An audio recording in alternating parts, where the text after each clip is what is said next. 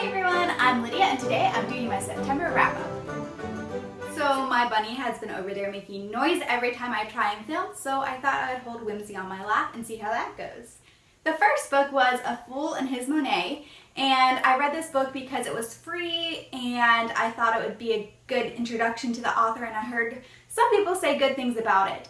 It was interesting and I did enjoy it, but there were enough things that I did not appreciate about the book that means I will probably not be reading it anymore by the same author.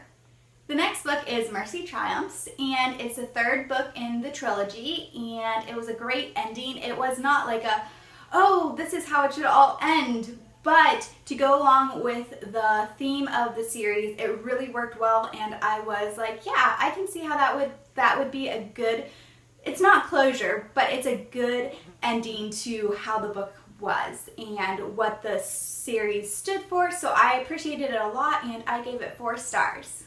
The next book I read was Evidence Not Seen, and this is a nonfiction title and one that I have been wanting to read for a long time. I had some people recommend it to me years and years ago, and I started reading it actually in Indonesia, which is where the book takes place, and then I had to leave before I could finish it. So for some reason I didn't pick it back up again until last month, and then it was really amazing, and I hadn't realized that so much of it took place in a Japanese concentration camp, and so it was interesting to see that side of World War II because I've read tons and tons of books that take place during World War II, both fiction and nonfiction, but never one that took place in a Japanese concentration camp in Asia. So I am a church member. This was my second and only other nonfiction read for the month, and it was really good. Our church read it as like in small groups, but I missed some of the sessions, so I went back through and read it on my own. It's really quick, but it's full of solid information that's easy to read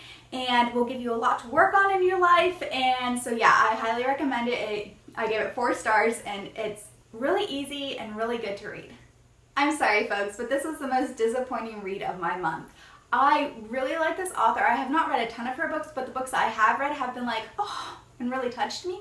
This book felt like it was about 300 pages too long. It is, okay, not 300, 150 pages too long. It's 336 pages altogether, and I felt like it could have easily been half that size because there was just way too much of nothing going on. I know that sounds horrible, and I still gave it 3 stars, but it just barely squeaked by with those 3 stars. The story itself was fantastic, just it could have been said in a lot less words, and so I felt like it dragged, and I just could not really get into it. So I feel bad though because I really like the author. You guys, Many Sparrows was an amazing story. I went into it totally blind, not having a clue what it was about, and it totally blew me away and drew me in. And I'm like, oh my goodness, I need to read more from this author. It was a fantastic introduction to the author.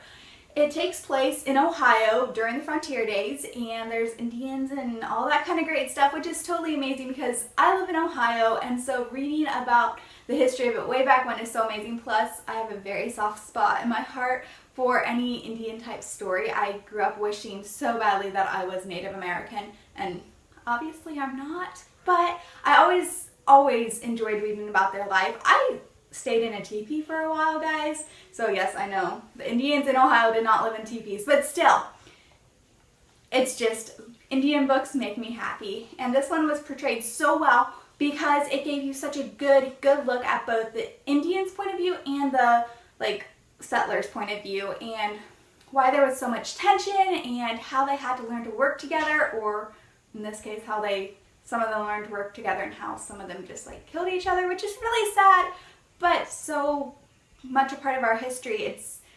It was really well written. There were a few things I did not appreciate, mostly among, there was some romance that I thought went a little bit too much for what I'm comfortable with, so I kind of skimmed over that, but for the most part it was good.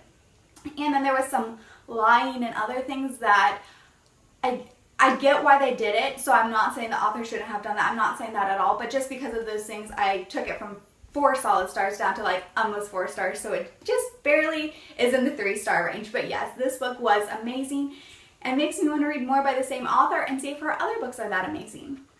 That's it for today, folks. Hopefully you were able to not be distracted by Whimsy, and believe me, if he was over there making noise in his cage like normal, it probably would have been more distracting.